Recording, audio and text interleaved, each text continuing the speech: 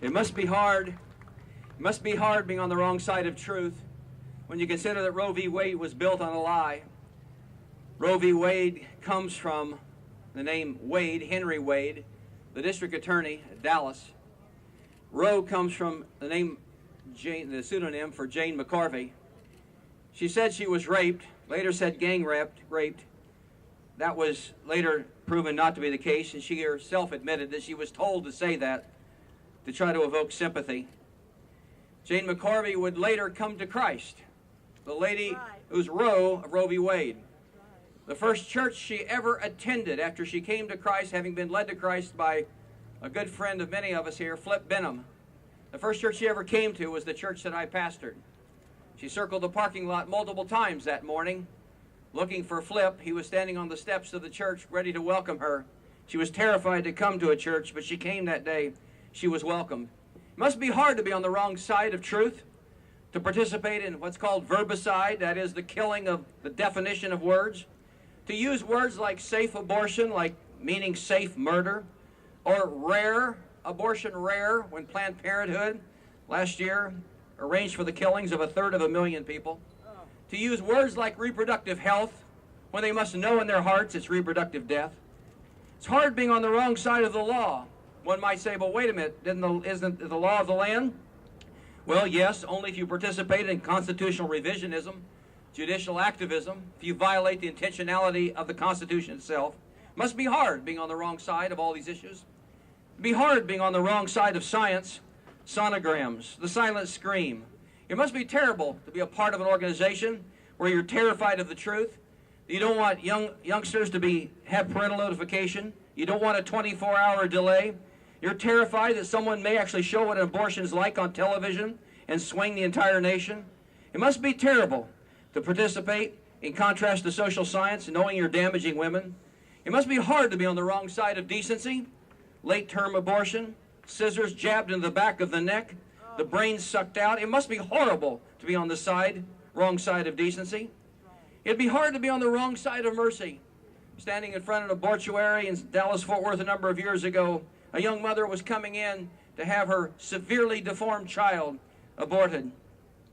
Those of us there made one telephone call, found a family in one phone call, a family that would adopt that child and give their forever to the raising of that severely deformed child. It must be terribly hard to be on the wrong side of mercy. It must be hard to be on the wrong side of logic. We all are brokenhearted over the tragedy of Newtown, Connecticut, and with consistency, we are pro-lifers. But it must be hard to be so illogical. It must be horrible to feel so hypocritical, to have great sympathy for 20 children being killed, but not have sympathy for 55 million being ripped to pieces before they even could breathe outside the womb. It must be terrible to be on the wrong side of logic. It must be terrible to be on the wrong side of justice, to have to hide, as Planned Parenthood has to hide, the intentionality of Margaret Sanger, the racist, the eugenicist, the one who designed clinics for the purpose of killing African-American babies. Walter Hoy can speak to that issue. To set clinics up in places where they could kill the largest number of black and brown babies. It must be terrible to be on the wrong side of justice. It must be terrible to be on the wrong side of Scripture. Psalm 139:13, you created my innermost being. You knit me together in my mother's womb. Jeremiah 1:5, before I formed you in the womb, I knew you. Luke 1:41, when Elizabeth heard Mary's greeting, the baby leaped within her womb. Exodus 20:13, you shall not murder. The Jewish midwives in Exodus chapter 1 saving the preborn babies. Even Jesus' parents having to run to save the life of a newborn. In Matthew chapter 2, verse 13. God established in Genesis, he established first of all gender specificity. Secondly, he brought those together in marriage. Third, he brought them together in procreation. And so the evil one has tried to undo those three things that God first established, beginning with the third one first, beginning on those that are the most defenseless in the horrific act of abortion, those in the womb. It poses an interesting question, does it not? Can one be a Christian and support abortion? The Bible is clearly against it. All of church history is against it. Any authentic, biblical, orthodox, historical church or denomination is against it. Archbishop Raymond Burke, well known among those of you that are Catholics here and a hero to all of us, said that Catholics who voted for Obama must have collaborated with evil A Catholic who knew his agenda could not have voted for him with clear conscience. What Archbishop Burke said pertaining to Catholics pertains to also those of us who are Protestants or evangelicals.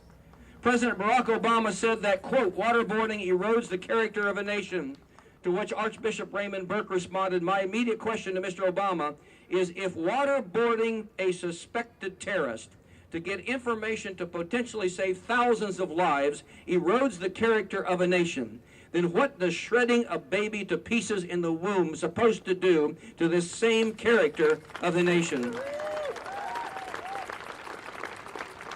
It must be terribly hard to try to call yourself a Christian and then support the killing of babies. I suppose one who just came to Christ, was a brand new Christian, could be ignorant of the truth, and they could possibly be, for at least the early moments of their new walk with Christ, be so ignorant of truth that they could at once be a Christian and still support abortion. But there's an axiom of truth that goes like this. If you know the truth, if you don't know the truth, you need a teacher. But if you know the truth and you will not follow it, you need a prophet. Yes, yes. On Monday, January the 21st, 2013, our president will lay his hand on the Bible. He'll raise his other hand for the inauguration swearing in. And blood are on those hands, because the next day, January 22, will be the 40th anniversary of an incredibly horrific moment in American history.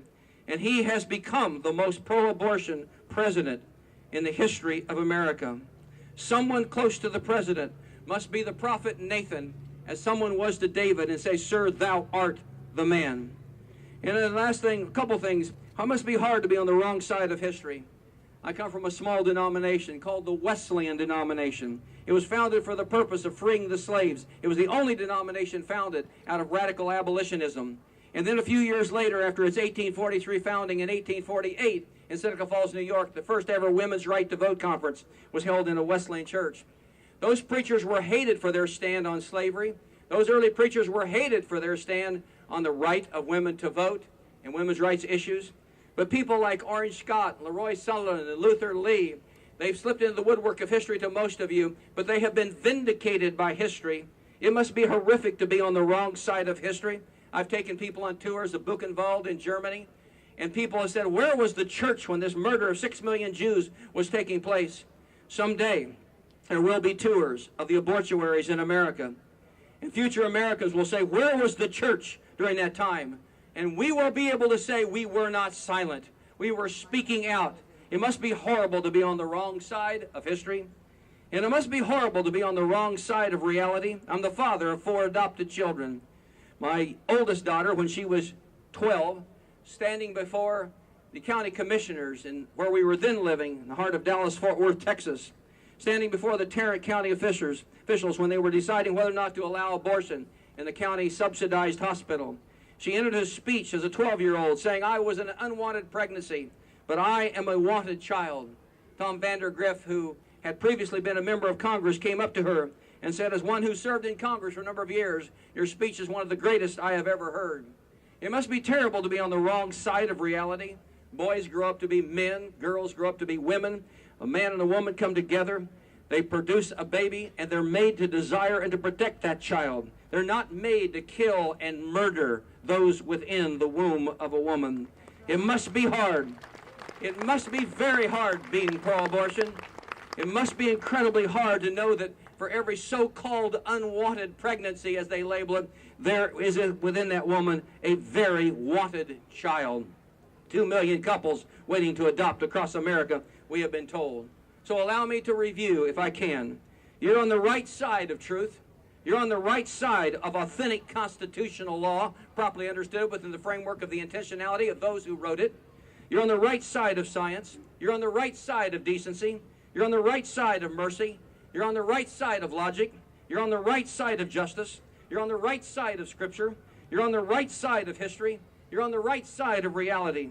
You're on the right side of everything that's decent and pure and wholesome and healthy and good and natural and supernatural and holy. You are on the right side.